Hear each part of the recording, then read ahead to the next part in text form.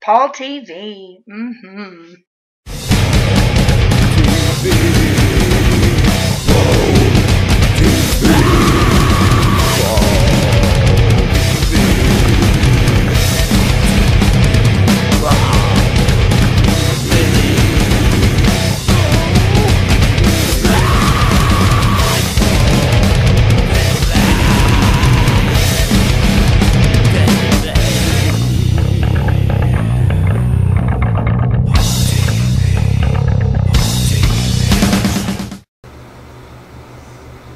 Hello everybody and welcome to this week's episode of Paul TV. This is episode 3 of season 2, and as you just saw, we have a new theme song. I hope you like it.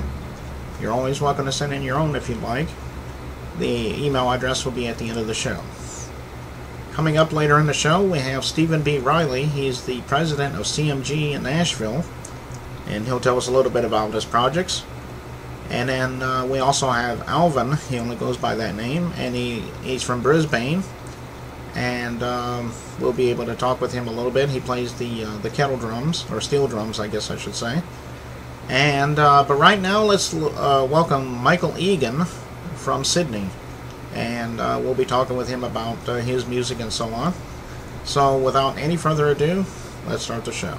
Hey, welcome to this week's interview, and from the band of Mercanes, we have Michael Egan from Sydney, Australia. How you doing, Michael? I'm good, thanks. Paul, how's yourself? Well, I'm doing good. We're glad that you could join us this week. First of all, I'm sorry? I'm just saying, love the opportunity, and thanks for having me on. Okay. Well, first of all, let me ask you this. How did it begin for you as far as music goes? I mean, have you always been involved in music, or maybe you could let us know a little bit about that? Well, I came from overseas as a young boy, and we migrated to Australia from Ireland, and I ended up in Cabramatta. And when I grew up, we had a lot of the great bands from Australia. You probably haven't heard about a lot of them over there, but we had Midnight Oil,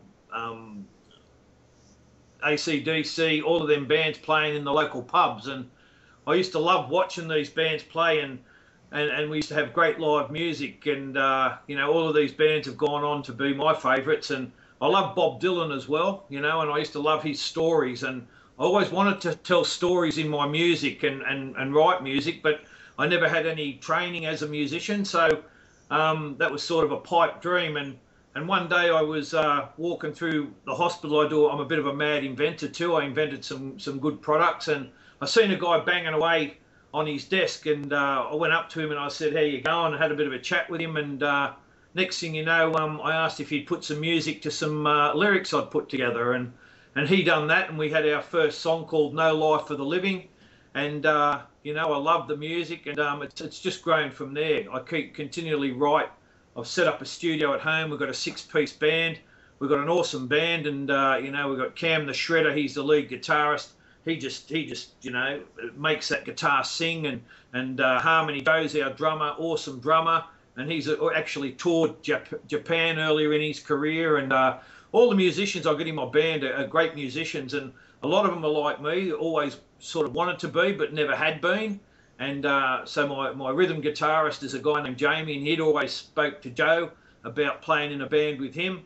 And Filthy Franny, she's our vocalist and bass guitarist, and the same deal. She's always wanted to be on stage, and if you have a look at our film clip, we look pretty awesome, if I do say so myself. And we've got Maureen on keys, and we've got a great sound, and we just all come together really nicely. And it's all a new experience for us, we've been around a while as far as age goes, but it's all like a new beginning for us. Well, that's good. Yeah, that band you mentioned, Midnight Oil, I've heard a few of their songs. They're a pretty good band, and so they're one I can really relate to. Yeah. I guess as far as influences go, do you consider them an influence, or do you have other influences as well? Or? Well, I grew up listening to Jimi Hendrix, watching Woodstock. We had a similar concert over here called Tannerlawn, and it was actually really awesome. They had some great artists from overseas, and it went for 3 days, and it was sort of in the hippie era where you go down to the river and there'd be no one with any clothes on, and people just partying for days. And they brought Bob Marley out, right? So Bob Marley, they brought him all the way from Africa to do this tour. and they carried him out on stage, and they plonked him on a seat, and he put his hands to the mic and just fell off the stool. You know, he was just that wasted, and they had to carry him back off stage, and everyone cheered. You know, everyone was happy to see him there. You know, so yeah, and you know, that was where I actually first seen Midnight Oil too, and he was climbing on the speakers, and the steam was coming off his head, and it was just, you know, when you see people perform from the heart and the soul and give it everything they got is where I get my inspiration from. So when I perform, you know, even if we play a few pubs around Sydney, and you know, we start off with a small crowd of basically nobody we can start off with, and you know, I'll run out on the street and get people in off the street, and you know, and build the atmosphere inside the pubs, you know, because I believe it's giving it everything you got, you know, and getting the audience involved. You know, you want them to feel your passion. Okay, well, yeah, that's pretty good. As far as albums go, have you had any albums yet, or are you planning on doing any albums? We've got our first album. This is the first one we've wrote, and I'll just stick that up to there. Can you see that? This is Inhumanities. Oh, okay. That's a picture on the back of how the band looks. This is our first album, and we've actually got 12 songs on this. I know people really want to, you know, buy it and enjoy it, you know, so I think that they'll really get something out of it.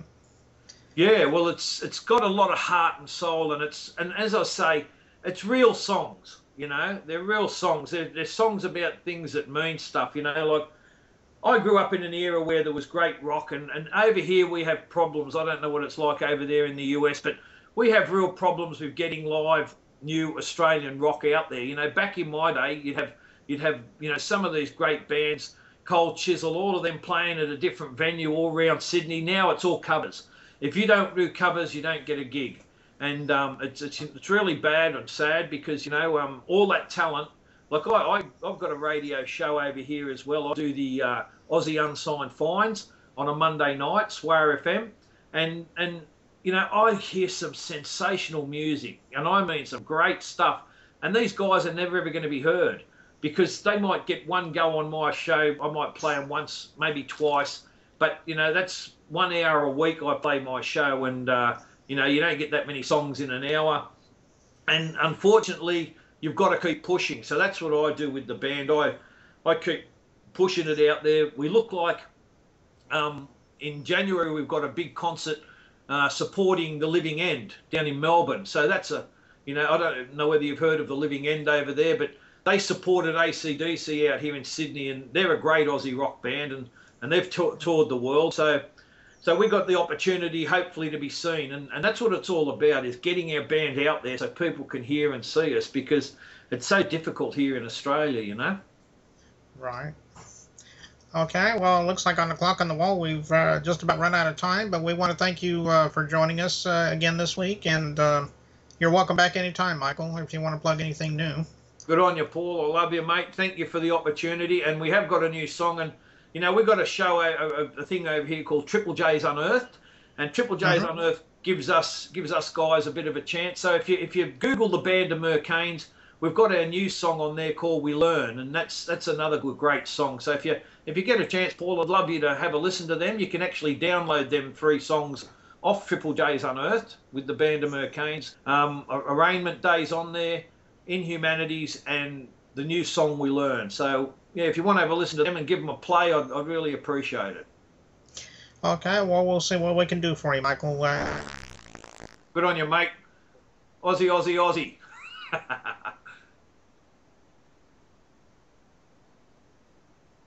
And we'll take care. Good on you.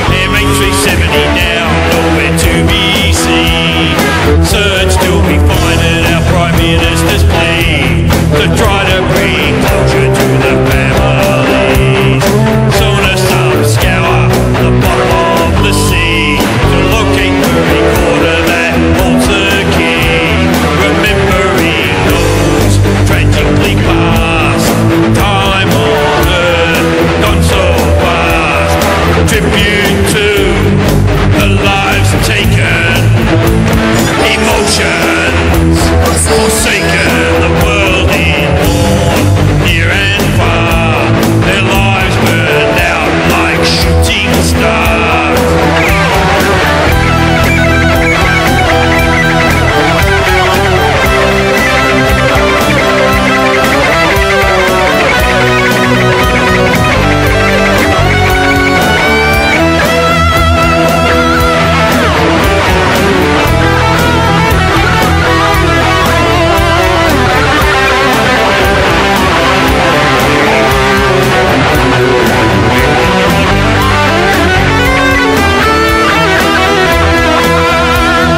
Fly these days considered safe and free, flying through a war zone, pure insanity.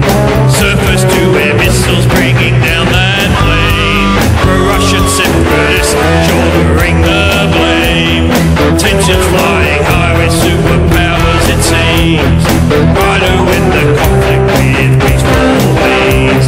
With stricken countries unite as one, let's hope World War III hasn't just begun. Remembering those tragically past, time on earth gone so fast. Tribute to the lives taken, emotions forsaken, the world ignored, near and far, their lives burned out like shooting stars.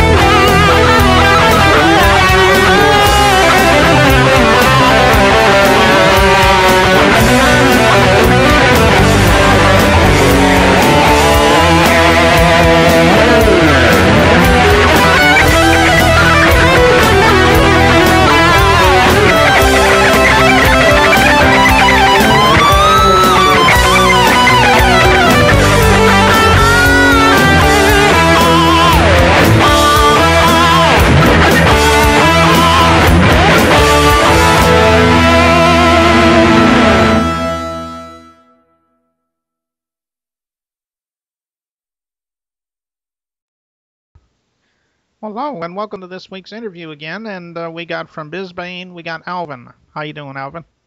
I'm good, thank you, Paul. Well, I'm glad you could make it on the show this week. I guess my first question is, I know from experience that you play the steel drums. Maybe you could let us know a little bit about that and how you got started on it, and let us know. Oh yes, well, my father played the drums when he was a young man, and he also made the drums.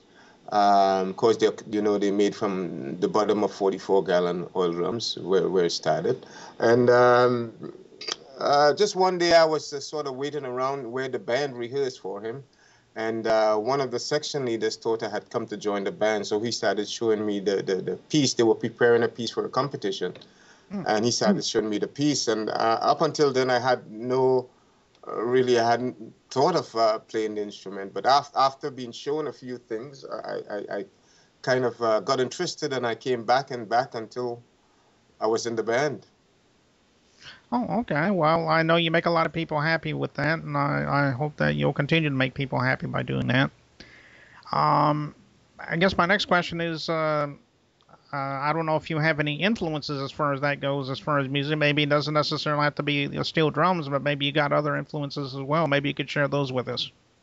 Oh, yeah, well, I mean, as far as the steel drums goes, in the town where I come from, there was a leader of a band called the Guinness Cavaliers, which his name was Lennox Bobby Muhammad. And he was someone that influenced me, that I look up to as far as the instruments concerned.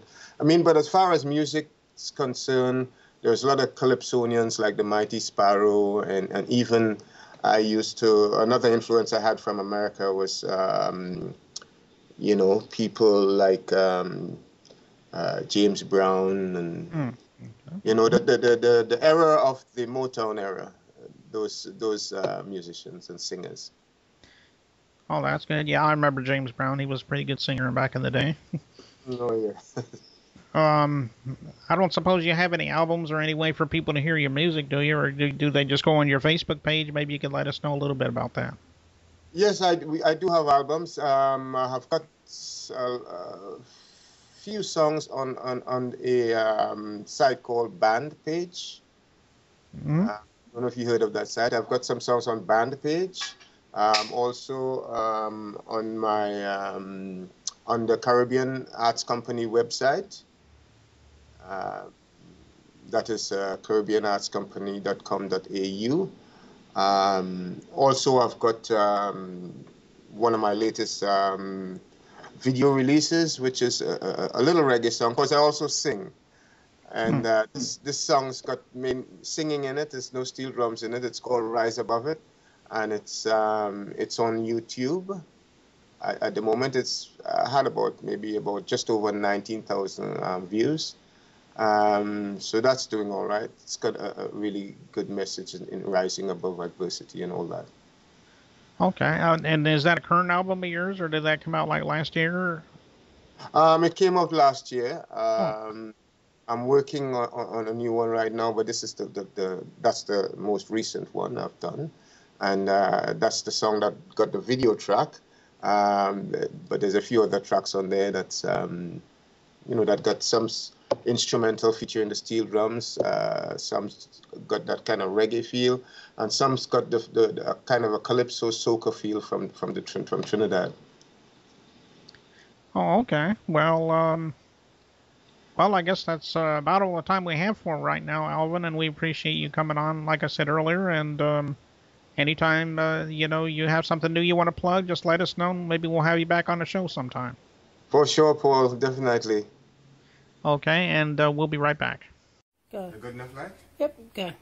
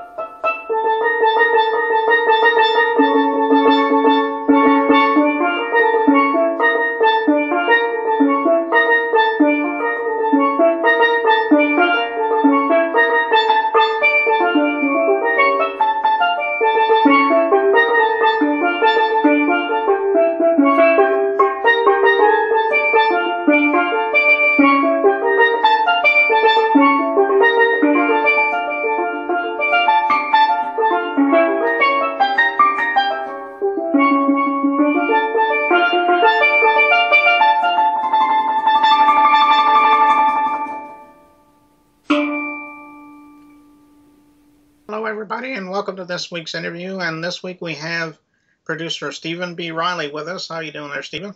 I'm doing great, Paul. How are you doing today? Oh, I'm doing pretty good. I'm glad you could come on Ben TV and spend a few minutes with us. Thank you. Now, I understand that you produce not only bands here in the United States, but you also produce bands in Australia as well. Yes. Perhaps maybe you could tell me a little bit about all that and how you got started and all that. Yes, sir. CMT Records been around 11 years, and we have 9 artists in the U.S. We have 4 in Australia and 1 in the U.K. And our flagship band in Australia is a band called Born and Bred. And we've dubbed them kind of Australian red dirt music because of the style they play. And it seems to be going over quite well down there. And they're getting a lot of exposure. They were here in June during CMA week. And they were doing we did a 15-day tour in 30 days, Midwest of the United States, went over quite well. And they'll be back again this coming summer to do another tour. But very good band. We also have Dean Johnston, a young guy from down there, and he's more of a Jason Aldean type entertainer, but very good artist. And we got Tanya Johnson, and then we also have Don Allen, who is coming in this next week to record his album here in Nashville with us. What we do with the Australian acts is we bring them to Nashville and let them record here in Nashville with the Nashville players. And then we send them back home with a great Nashville production that they can use for their careers in Australia. Okay, well, that's good. You know, you mentioned Jason Aldean. You know, that's pretty good that, that he sounds, does he kind of like sound like it, or is it just that his sound is like that?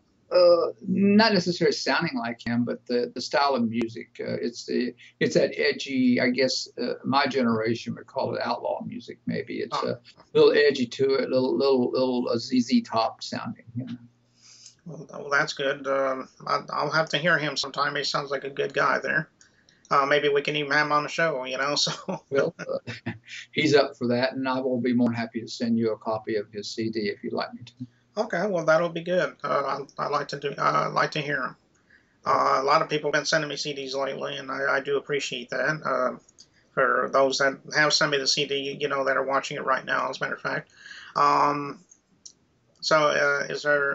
Is that all the bands that you really produce? Or? Well, we have for an example, we have Jimmy Parker, who has won the Video of the Year for the Independent Country Music Association this year. We also have Michael Lynn and Lanny McIntosh, who have just finished up a duet of Good Old Boys. It's an old Mo Bandy and Joe Sampley song years ago, and I'm getting ready to shoot a music video for it.